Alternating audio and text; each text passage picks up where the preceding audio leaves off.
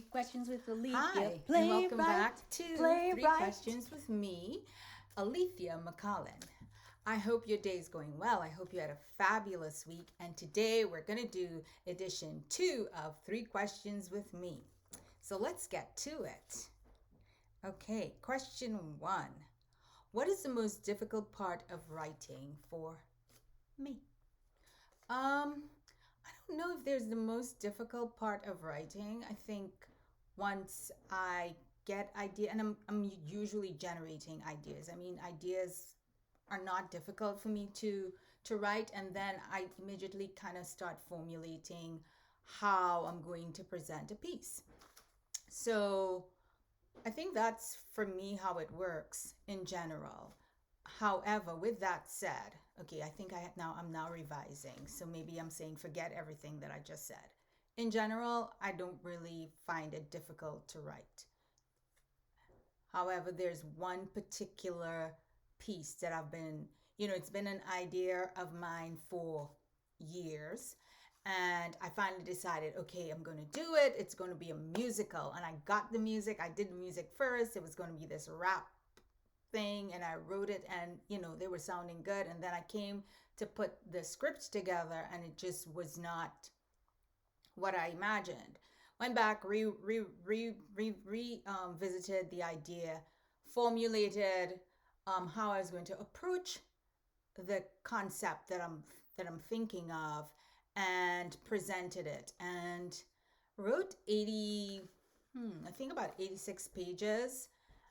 And then it was like that piece for me, it just, when I read it, I'm like, I like the story. It's a story that I conceived. It was how I conceptualized. Let me fix this thing.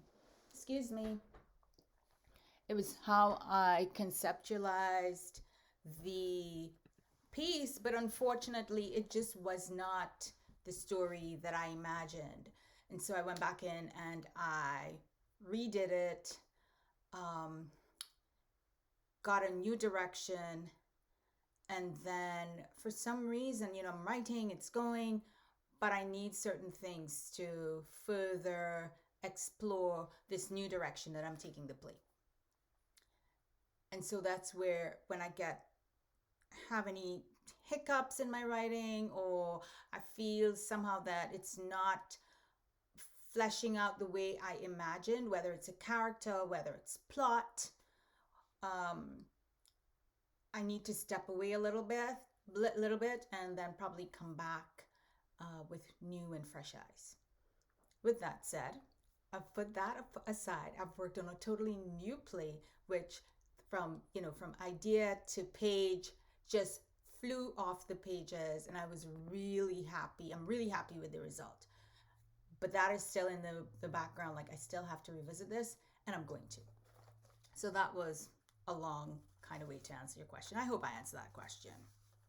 So question number 2. How do you make your characters real or come to life? So, I mean, we're all familiar with characters. Characters are embodiments of people, animals, things, objects. These are all characters. And the way that you bring life to them is, and you've heard this all the time, giving them a voice. They must be authentic. Think of yourself as someone who's authentic.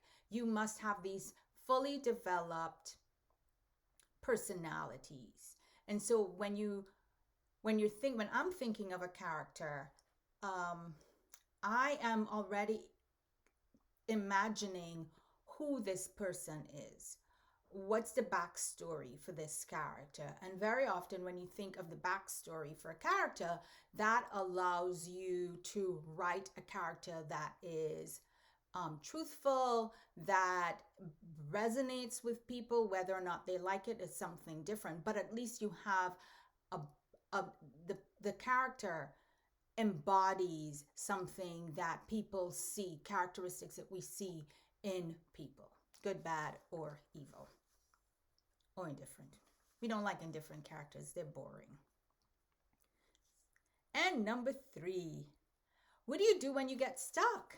So I kind of just answered that. So when I get stuck, So, and sometimes I'm stuck not because things aren't coming out on the page. Sometimes I'm stuck because I just don't like the direction. Like I said before, I just don't like the direction that this story is going. So typically, what I do is I have other interests beside writing. So if it is that I need to take a walk, very often when I'm walking or if it's nice out and I'm gardening, I find that I'm able to flesh out my ideas, to talk it through. I talk to myself, talk out these ideas, hear what the characters are saying, figure out what direction we're going in, and that helps me.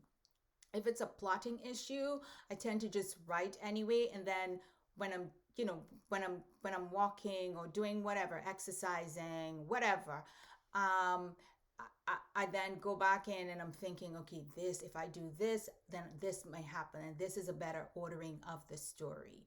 So in general, those are the things that I do. Nothing fantabulous.